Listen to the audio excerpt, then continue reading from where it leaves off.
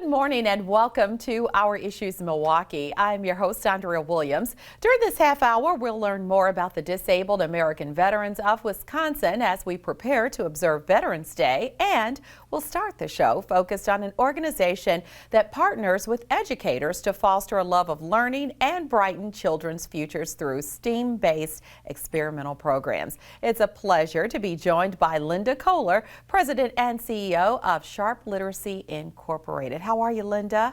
I'm great. Thank you so much for having me on. I appreciate you being here. Now, before we get into the specifics of all the great things that you have going on at Sharp Literacy, for those who may not know, please tell us more about the great work that you do. Absolutely. As you said, our mission is to partner with educators to foster a love of learning and brighten children's futures through our STEAM innovative programming. So we're K-3 through 5th grade. For the 21-22 school year, we'll be in 49 schools, serving over 9,500 kids, which is about a double-digit increase from the previous years. We're in Milwaukee Public Schools, charter and choice schools, as well as School District of Waukesha and a charter school, La Casa, in Waukesha. We also serve a few schools in Racine. You know, it's been a year and a half, so we're just excited to be, having our program in person again. Absolutely. And wow, just to see the numbers continue to grow over the years. Sharp Literacy is actually celebrating its 25th anniversary this year, right? We are, which is hard to believe. Yes, we're kicking it off with the novel event, and then throughout next year, from January through July, we'll have all kinds of different fun events for donors and the kids and teachers and board members. So we're really excited about celebrating 25 years of really doing what we do best. And you did mention a novel event that's going to be coming up on Monday, November 15th, and this is going to be the 20th annual novel event. And I've had a chance to be there to witness it in person. I've had an opportunity to talk to some of the amazing people that you've had as keynote speakers over the years, and this year is going to be just as amazing. So if you would fill us in. Yes, this is actually our 20th novel event. Our keynote speaker is Jordy Nelson, so Packers great. We were supposed to have Jordy last year in November, but because of the pandemic, we didn't want to do a virtual event because I don't think it would have the same impact that he will have in person. So Jordy, in addition to being just a really awesome guy and a great football player, he also has taught math. While he was playing with the Packers and he was injured for a period of time, he substituted teaching for his son's math class. Wow. And his wife is a teacher, so education is really, really important to him. And he knows how important it is to have great teachers. He has said that, throughout his schooling, he's had the opportunity and the luxury and the good luck of having some really awesome teachers and how they've really shaped him to who he is today. Absolutely. And the thing is, you're already excited about the aspect of him being, a Green Bay Packer who had some outstanding accomplishments on the field. But when you hear about the things that he's done off the field, it really does make you have a whole different respect for him. And going in, I know people will be excited to hear what he has to say, but it was that aspect of him really caring about enough to go into his son's classroom that I'm sure helped you make a decision that he was the perfect person for your keynote speech. Yeah, absolutely. And with his wife being a teacher, it's really important to him and obviously to his family. So yeah, we're really excited, and I think he'll have the attendees really excited and just more appreciation for what we do and the teachers and all that hard work that they do, even more so now than previously. Mm-hmm. A novel event's going to be taking place once again at the Pfister Hotel, and this is a major fundraiser for Sharp Literacy. So if you would kind of tell everyone watching at home how they can get involved as far as buying tickets and what they can expect at this year's event. Sure. Tickets we're selling out pretty quick. So if listeners can go ahead and purchase their tickets at sharpliteracy.org. It's $150 per ticket.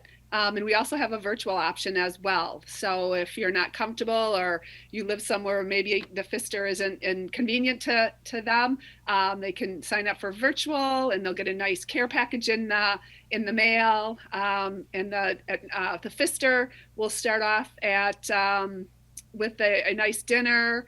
We'll do some awards. Rockwell Automation is receiving one of the awards. They've been just a phenomenal supporter for many, many years, as well as our Literacy Champion Award, Mike Mahoney, who's been a longtime board member and has just done some really great things for Sharp. That's awesome.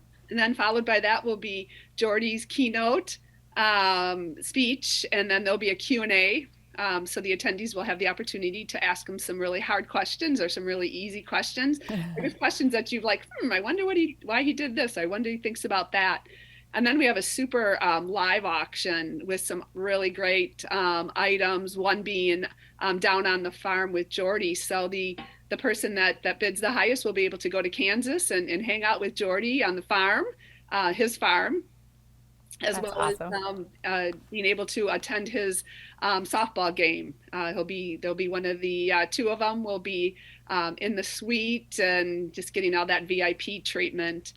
We have a brewer's suite for 20, and then that includes parking and refreshments and food. And then the best part of it is they get 5 of the racing sausages on a Sunday with the mini sausages. So how fun is that? We have Bucks stuff with Bucks tickets and memorabilia and food and beverage, some great seats.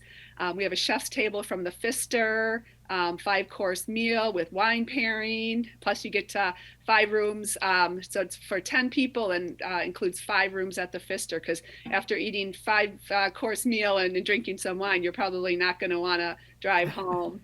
And the Bertolotta's, they're donating some really great experiences at all 3 of their restaurants. So some really, really awesome items. Yeah. So about 3 hours. So you'll still be home by 8 o'clock. So it's from 5 to 8. Good stuff, and literally good stuff, especially with that silent auction. There's going to be a lot of competition there. So where exactly does the funding from this novel event go to as far as Sharp Literacy? Yeah, like you said, this is our largest fundraiser, and with us expanding this year because of the need, so the money will be able to be used for the expansion of our program. We bring our program into the classrooms, into the students and the teachers at no cost to the schools. So it's about $160 average per student. So when you add, 2,000 students, we added 10 schools, 20% more, this funding will help us be able to, continue to expand without having to, burden the schools with paying for our services. Yeah, and you had some really exciting things happening with the children through a partnership with the Silver Spring Neighborhood Center. So if you could tell us a little bit more about that adventure, I'd like to call it, that's dealing with both science and gardening. Yes, we were about 4 years ago. We have a strong partnership with Silver Spring Neighborhood Center, both for our after school and our summer programming.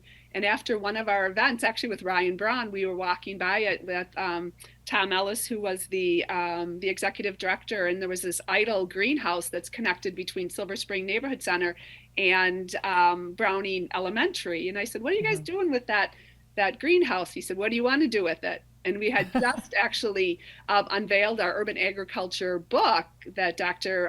Mike Carrier from MSOE, and it was written about Will Allen growing up. And so I said, wow, let me make a call. So I called Dr. Carrier, who is associate professor at MSOE. And I said, what do you think? He said, we'd love to be involved. So that started about 3 years ago. And now we have this beautiful, fully operational greenhouse, and it's so much more than just a greenhouse. We have hydroponics, we have aquaponics, raised garden beds. We have all kinds of flowers and plants and a butterfly garden. So it's an awesome learning tool, like you said.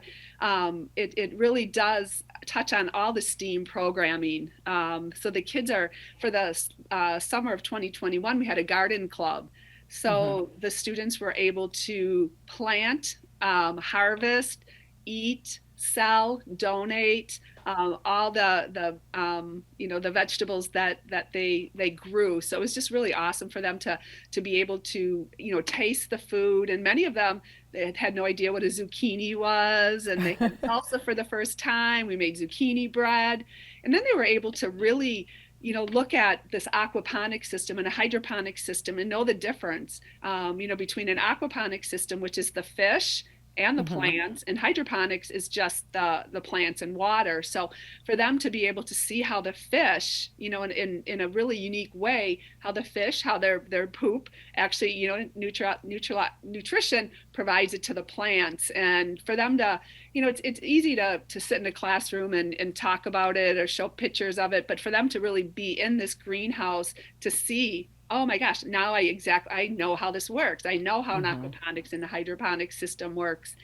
And we have monitoring systems as well, so they can actually go onto on our computer and automate, so that instead of having to physically feed the fish, if they're not going to be around, they can set the timer to feed the fish at 12 o'clock and 4 o'clock. And then they also have a monitoring system where they can also monitor what the pH is, they can see the camera. You can actually see the fish in the whole greenhouse, so they can see if look at the fish, they're doing this, and the pH is this, and the water temperature is this. As well as we have a solar dehydrator that MSOE honor students built. So outside I think it's the largest I know in southeastern Wisconsin, where they get to dry their own fruits and vegetables. So they were able to solar dehydrate papayas and apples and bananas, which was, again, wow, they were eating these fruits and saying, this is really good. This is better than, candy. So really the opportunity, and we only are continuing to grow it. We're not done now. And that's thanks to Johnson Controls, who's been a great supporter of the greenhouse since the beginning. And they want to see us continue to do, we're going to actually do some enhancements for next summer with a rainwater well, and a much bigger butterfly garden, and we're going to do a healing garden in there. So it's just a way for students to do something different, and learn so much as they're doing it with technology and art. We have a couple different murals in there that kids had done. So community art, both on the outside of the greenhouse and the inside of it. So it's STEAM learning at its best, and it's a lot of fun.